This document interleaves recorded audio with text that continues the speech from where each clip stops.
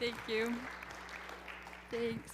I've been trying really hard not to laugh the past couple minutes because my mic was already on. And so I was like, you can't breathe, you can't laugh, or else it's going to be super loud.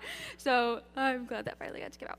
Hi, I'm Rachel. I'm the pastor of spiritual community here. I'm not one of the practicum students that's preaching during this series, even though sometimes I look just like one. And I was in their shoes just a couple of years ago, and so I know exactly what that's like, and I'm still kind of getting used to being on the flip side of that now. And I'm so thankful and honored to be at a place that really does invest into future generation leaders, the people we just heard about, the students that we heard from Hudson last week, the students that we're going to be hearing from in the next couple weeks. I'm so thankful to be somewhere that invests and means it. I wouldn't be standing here without the people that invested into me to get me to this place, and I wouldn't be standing here without all of you. I mean, I'm 23 years old, I'm not done cooking yet, and so none of us really ever are, but I have a lot of time left. So I'm thankful for all of you and the investment that you're making into me as a young leader. So I'm going to start off this morning with kind of a moment of vulnerability. We all have stuff, inner stuff in our lives. We talked about that a couple weeks ago that we struggle with. And some of that for me is doubt. Kind of my whole life I've struggled with doubt, which can spin off into anxiety, insecurity, worry. I think all of those things are really closely connected to one another.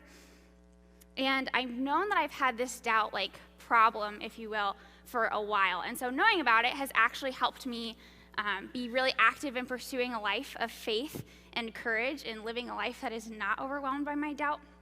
But sometimes, it still lives in me, right? Whatever we struggle with still lives in us. And so sometimes life sneaks up on me and pokes little holes in my cup, and the doubt that's inside of me starts kind of leaking out a little bit. So 9 almost months ago, my life changed completely when I moved to Marion and I started my very first job. And so I started trying to figure that out and figure out all the things that kind of just come with being an adult. And like I just said, I like to think that I'm the type of girl who believes in herself and who takes on risks and challenges even when she's afraid. But in the past year, maybe even year and a half, I have asked, am I capable? Am I good enough? And other variations of those same questions. And I've just heard really the voice of just the enemy tell me, you can't do this. You are a failure, more times than probably any other season in my life. In the last year, I've experienced doubt and insecurity. And this issue is not an issue that's unique to me, right? To some extent, we all have doubts, we all have insecurities, we all have moments where we feel like, sheesh, I'm just fumbling this whole thing, and I can't do this. I want you to take a moment and think about a time, or maybe it was an extended season, when you thought, am I capable? Am I good enough? I can't do this. I am failing. Take a moment and think about a time when those things were in your head. I think this is an experience that we all have. And it's similar to what Moses is experiencing in Exodus chapter 5, which is where we're going to start out today. So a quick recap before we jump in there. The Israelites have been camped out in Egypt for a while now, and they are slaves. And the Egyptian leadership has actually gotten to the point where they feel pretty threatened by them. There's a lot of them, and they're like, okay, there can't be more of them than there are of us, so we have to do something. We got to cut this off. And their solution is to demand that all the Hebrew baby boys that are born start being killed. And so Moses is born in this window of time when this is happening, but his mother protects him. And eventually he's basically adopted by an Egyptian princess. But when he grows up and gets older, he goes back to visit his people, and he witnesses the injustices that are happening. And in one instance, he gets so upset about what he witnesses that he actually kills an Egyptian man And this whole thing forces him to have to get out of Egypt. So he flees Egypt and ends up in a place called Midian. And Hudson did a great job of walking us through this part of the story last week. And when he goes to Midian and he lives a pretty comfortable, low-profile life. And sometime after that, Moses' life completely changes when he encounters God at the burning bush. And so God says, Moses, my people, the Israelites have been enslaved and oppressed, and now is the time that something's going to change, and I want your help in making that happen. He basically like Uncle Sam's him, right? He's like, I want you to help me do this. And we've already gotten a little taste of Moses' doubt last week. We see Moses question and wonder and think that he isn't capable and think that he isn't the right choice, and that feeling of doubt causes him to just be like sputtering off these excuses. But now, in spite of his doubt, he's back in Egypt. He is going to talk to Pharaoh about letting the Israelites go. And at first, he's just asking Pharaoh, can we go for a few days and worship? And they had already talked to the Israelites about the fact that he and his brother Aaron are going to go talk to him. And so now, chapter 5 is when they actually do it. So like I just said, Moses doesn't do this alone. He goes with his brother Aaron because, as we already saw, Moses kind of freaked out. And God was like, all right, fine. Aaron can go too, but you need to do this. And so Moses and Aaron go to talk to Pharaoh, and this is what happens in Exodus 5, 1 through 5. After this presentation to Israel's leaders, Moses and Aaron went and spoke to Pharaoh. They told him, this is what the Lord, the God of Israel, says. Let my people go, so they may hold a festival in my honor in the wilderness. Is that so? Retorted Pharaoh. And who is the Lord? Why should I listen to him and let Israel go? I don't know the Lord, and I will not let Israel go. But Aaron and Moses persisted. The God of the Hebrews has met with us, they declared. So let us take a 3-day journey into the wilderness so we can offer sacrifices to the Lord our God. If we don't, he will kill us with a plague or with the sword. Pharaoh replied, Moses and Aaron, why are you distracting the people from their task? Get back to work. Look, there are many of your people in the land, and you are stopping them from their work. So, not really the most auspicious start here. Pharaoh doesn't just say no. Pharaoh is completely irreverent toward God, acting like he doesn't know who he is, acting like God is like beneath him. And Pharaoh's reaction is a good window into the character of Pharaoh and who he is and who he's going to continue to be as this story plays out over the next couple weeks. In ancient Egypt, pharaohs looked at themselves like they were gods, and you see that super clear in Pharaoh's reaction here. He has this assuredness about himself and about his power, and that's probably what makes him think that he doesn't owe anything to God or need God, but we'll get more into that later. So Moses and Aaron, they leave for the time being. They aren't really getting anywhere with Pharaoh, and after they leave, Pharaoh decides that he is going to make working conditions for the Israelites even worse than they already are. So basically what's going on is part of what they would do is they would make bricks. And we can assume based on what is happening in the passage that usually like all the components you would need to make the bricks were already like there kind of, and they would just have to make the bricks. But Pharaoh says, you know what, you need straw to put in the bricks, and so we're not going to have the straw here anymore. They need to go get their own straw. They still need to make as many bricks a day as they were making before, but now they need to go get the straw too. So that's like, imagine if your job was like you had to put milk in bottles for a living. And so maybe you need to put 200 bottles of milk together a day. And so one day your boss is like, hey, usually I just have you put the milk into the 200 bottles, but today I want you to go out and milk the cow, pasteurize everything, and then put it in the bottles, but I still need you to make the full 200. And that's basically what's happening to these people. So this is not good things for the Israelites. They are not happy with Moses and Aaron for causing this to happen, and they let them know it. They're like, why'd you go off and make it worse? I hope God gives you what is coming to you. So it's like Moses' first real day on the job, and it's basically been like a flop. Pharaoh said no, the people aren't happy with Moses, and he feels it. Because like it's one thing when you fail at a task, but it's another thing when people call you out for failing the task. It's like, sometimes you have a day at work, and at the end of the day, you just flop on your couch, and you're like, why am I doing this? I'm not very good at this. Why am I doing this? And I gotta imagine that that's kind of how Moses felt. Moses' conversation with God about it goes a little bit like that. And here's what happens in Exodus 5:22 through 23. Then Moses went back to the Lord and protested, "Why have you brought all this trouble on your own people, Lord? Why did you send me? Ever since I came to Pharaoh as your spokesman, he has been even more brutal to your people, and you have done nothing to rescue them." And God, in his kindness, says, "Moses, you will see." In this moment where Moses can only see the fact that he feels doubt in himself and God's plan, God reminds him, this is who I am. This is what I'm going to do. Exodus 6:2 through 8, and God said to Moses, "I am Yahweh, the Lord. I appeared to Abraham, to Isaac, and to Jacob as El Shaddai, God Almighty, but I did not reveal my name Yahweh to them. And I reaffirmed my covenant with them. Under its terms, I promised to give them the land of Canaan, where they were living as foreigners. You can be sure that I have heard the groans of the people of Israel, who are now slaves to the Egyptians, and I am well aware of my covenant with them.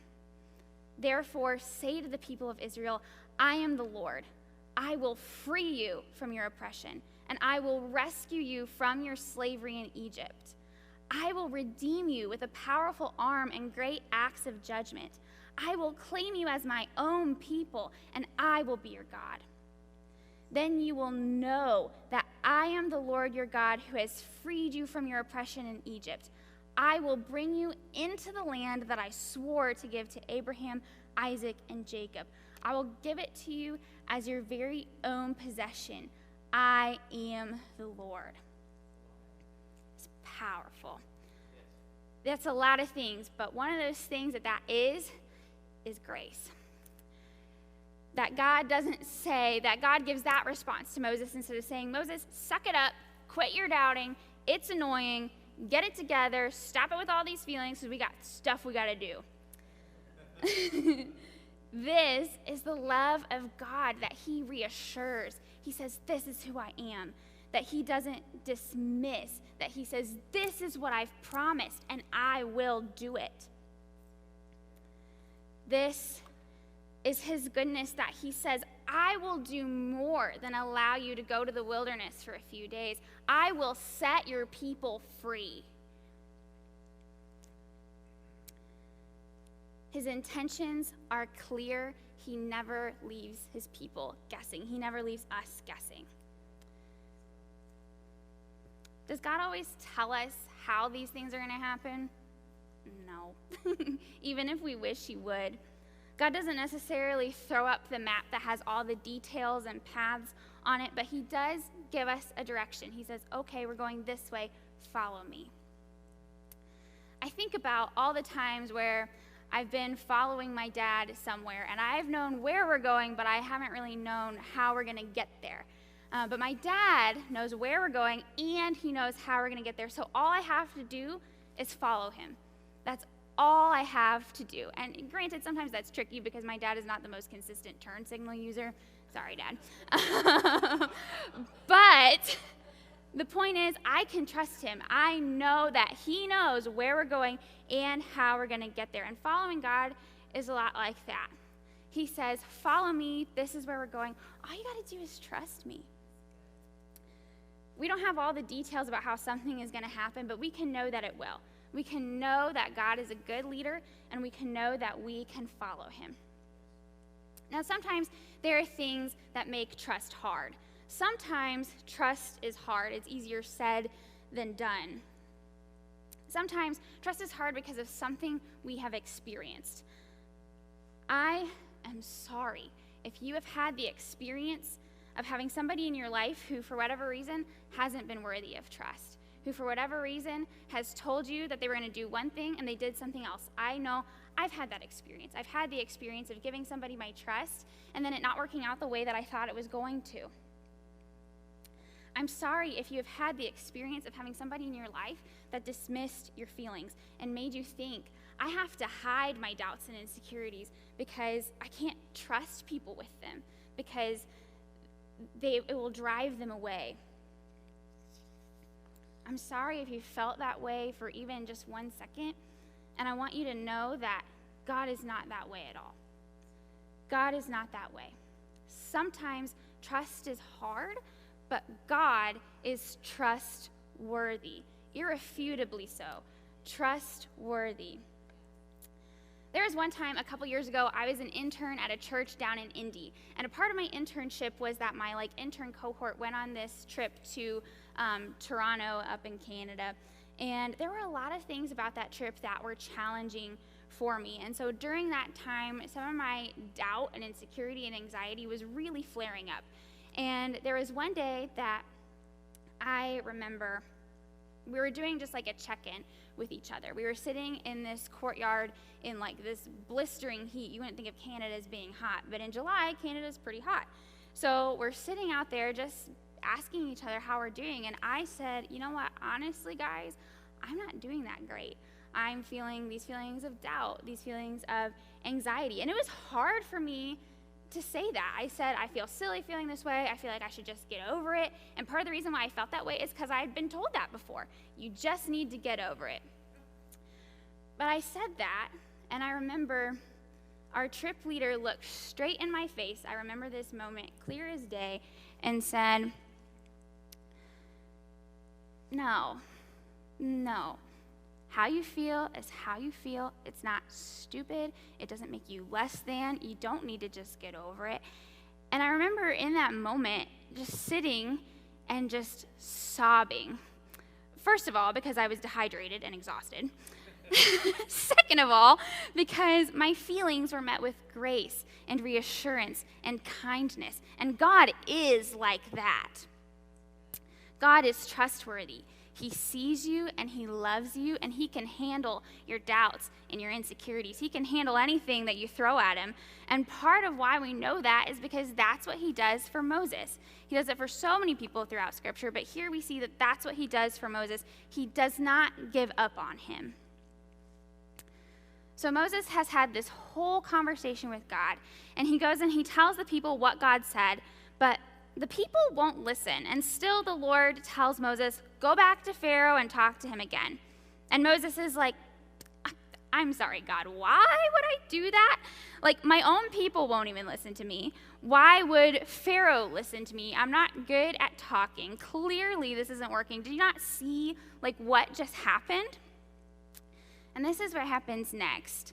But the Lord spoke to Moses and Aaron and gave them orders for the Israelites and for Pharaoh, the king of Egypt. The Lord commanded Moses and Aaron to lead the people of Israel out of Egypt. So now there's a choice. The Lord has commanded Moses and Aaron to this task. And we're at this fork of okay, are we going to let doubt and fear and insecurity decide the path and essentially let those things be God? Or are we going to let God be God? One of the first times I really started thinking about this was once in college. One time I was in class, one of my professors said, my feelings don't tell me the truth about a situation. My feelings can tell me the truth and signal me toward what's happening inside of me, but they don't really tell me the truth about what's happening around me. And in that same window of time, I remember reading this quote that said, my feelings are not God. God is God. And we all have that choice too. Every single day, multiple times a day, are we going to make decisions based on how we feel, our doubt, our fear?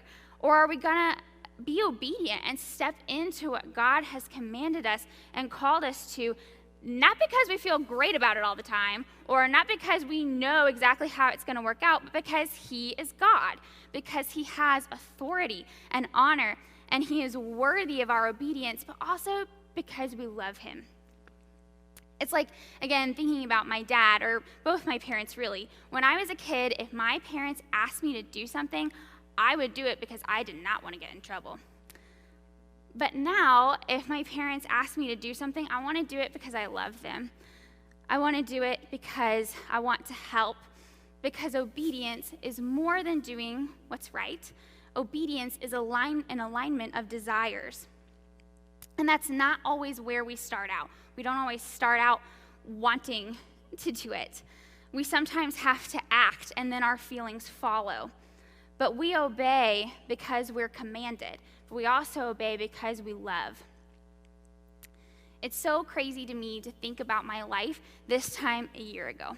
I had literally no idea what it would look like now. I'm serious. I would sit there and lay in bed at night and try consciously to imagine what my life would be like 3 months in the future, and I couldn't, remotely. It was terrifying. But literally this time a year ago, late February, early March, I had just been rejected for what I thought was my dream job by just a little bit. A global pandemic had made its way to the United States. Let's not forget that tiny detail. And I just felt so much doubt of God, you called me to this. I have tried to walk in that. I have tried to pursue this, but right now I do not see how this is going to work out. I am doubtful. I am frustrated. I feel like a failure. And if I would have listened to any of those feelings in that moment and let them have the power to make the decisions and let them have the power to govern my actions or what I was going to do next, I would have just quit. I would have just been done right there, and I would have quit. But God was still God. God is still God. He's still on the throne. He was still my king. And so I didn't quit, but I surrendered. And those sound the same, but they're not. They look similar, but the heart in quitting and surrendering is so different. So quitting says to God, I am walking away from this command, this call, and this plan because I am holding on to how I feel.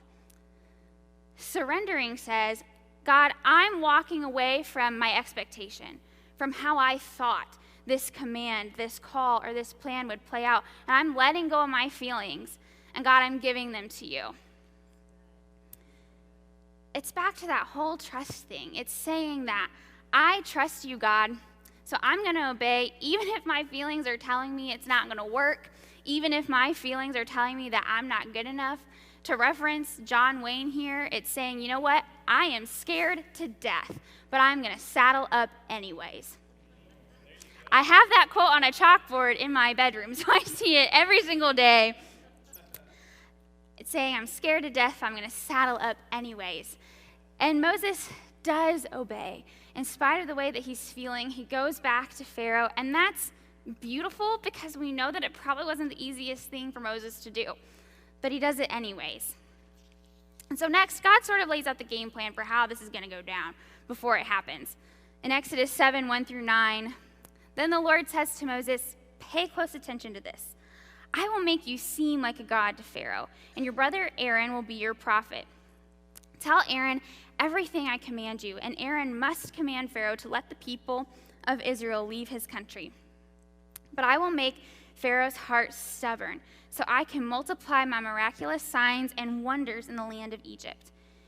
Even then, Pharaoh will refuse to listen to you, so I will bring down my fist on Egypt. Then I will rescue my forces, my people, the Israelites, from the land of Egypt with great acts of judgment.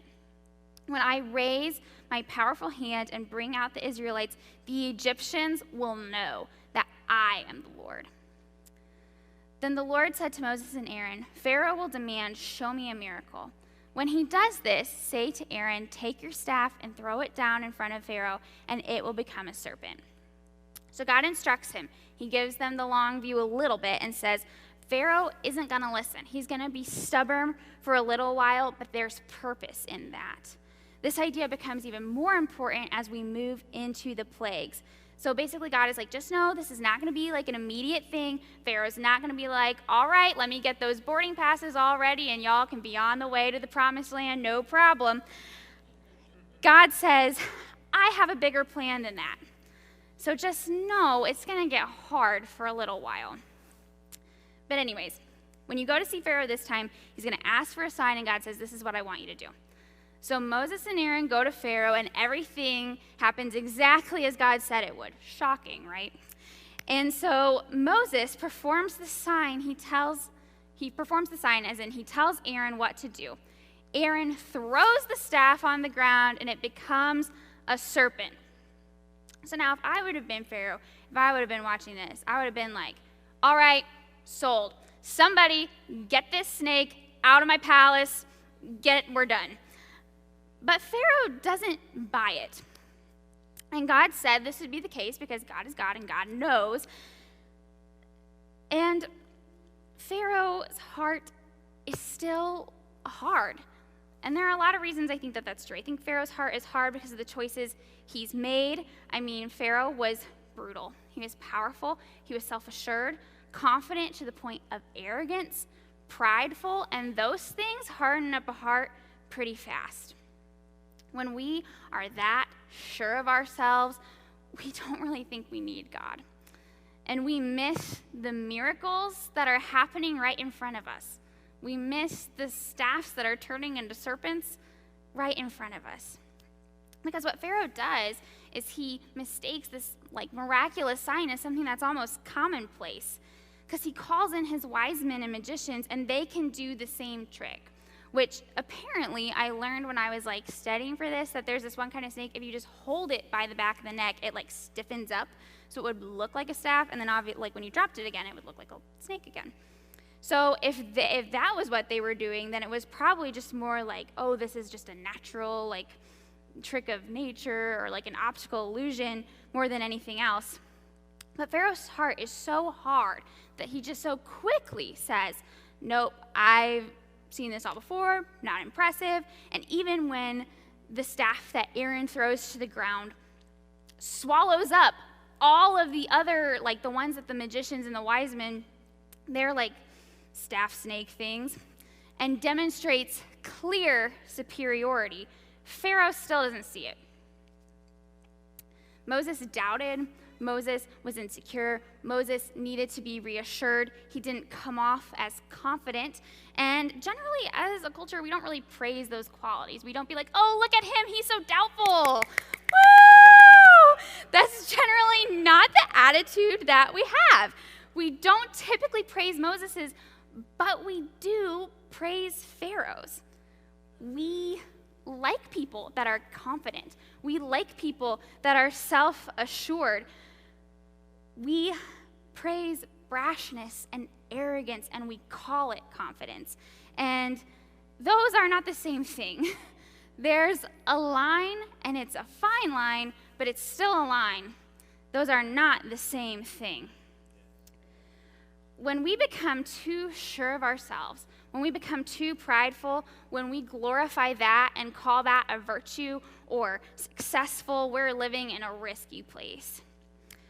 Having confidence or power in and of themselves are not bad things. I mean, I couldn't stand up here if I had zero confidence in myself. None of us would get very far if we just had no confidence. We need confidence to do things. And there are people all over the world who have power, and they use it to empower others and to affect positive change. But drinking too much power, become too prideful, and that's toxic to the system. Here's the thing, guys. I would rather be doubtful and insecure and scared, but used by God, than overly sure of myself and prideful and hardened toward God. Yeah, I will. I would rather be doubtful and insecure and scared, but used by God, than overly sure of myself and prideful and hardened toward God. There are plenty of pharaohs in the world today, people who are successful and who seem to have it all, and because of that, they miss God completely. There are plenty of people who, for whatever reason, their hearts are hardened toward God. Their hearts are stonewalled to the idea that there is a God and that he is all-powerful and that he is good. And if you have those people in your life, if you have people in your life whose hearts are really, for whatever reason, stonewalled to the idea that there is a good, amazing God out there, I literally beg of you, pray for them. Even when it's hard, because you might be one of the tools, you might be one of the tools that God is using to soften and chip away at their heart, even if it's slow. So we're coming to the end here, and today we've talked about two different men who were pretty different from one another. One man who doubted and was insecure, and another who was arrogant and prideful. And my guess is that you probably identify with one or the other of them. So everybody close your eyes here for a minute. If you are a Moses, go ahead and raise your hand. I'm going to raise my hand because I'm doubtful and insecure and ask a lot of questions. And online, you can say, that's me. And Sylvana is there for you. Sylvana sees you. And I want you to know that if you've raised your hand to say, I am a Moses, my hope for you is that you know that you can unload all of your doubts and questions and insecurities onto God, and he can take that. My hope is that you know that God can use you just like he used Moses, even if you doubt. But that you also know that he's trustworthy, and you can trust how he made you. You can trust his plan for you. You can trust him. Even in the moments when you're asking, am I good enough? Am I capable enough? Even when you feel like you can't do this or that you're failing, you can trust God, especially then. I hope you have the courage to walk in whatever God is calling you to, and I hope you have the courage to saddle up anyways. And keep your eyes closed. If you're like Pharaoh and you're like, man, I've gotten really caught up in myself, in power, in position, significance, whatever. If you feel like, I am prideful and it's not good, if you felt your heart getting a little bit hard, raise your hand. Online, you can say, that's me. God can soften your heart. God can soften it if you surrender to him. And so if you feel for any reason that, this is different, I guess. If you feel for any reason that you have stonewalled yourself to believing, I just hope that that wall chips away. I want you to know Jesus. And if you want to make that move today, you can.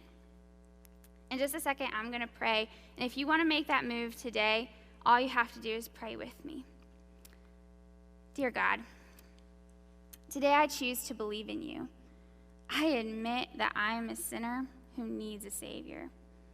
I am sorry for the things that I have done, and I know that you are the only one who offers that forgiveness and salvation. I declare you as my Savior and the Lord of my life. Thank you for your love and your grace. Amen. Okay, everybody can open their eyes now.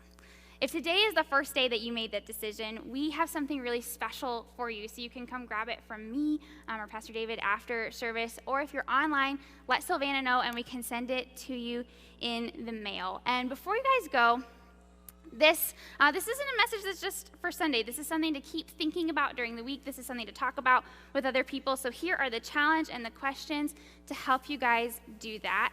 The challenge this week, pray for the people in your life with hardened hearts to have softened hearts so they might come to experience and come to know God. And here are the questions. When in your life have you experienced feeling doubt or insecurity? Has there ever been a time when being obedient was challenging because of how you felt? How have you seen pride create a barrier between yourself and God? And what is one area of your life that you have struggled to trust God's plan in? And what is one thing that you can do to trust him more? We love you guys so much and are so glad that you joined us either in person or online today. Have a great week, and we will see you when we see everybody.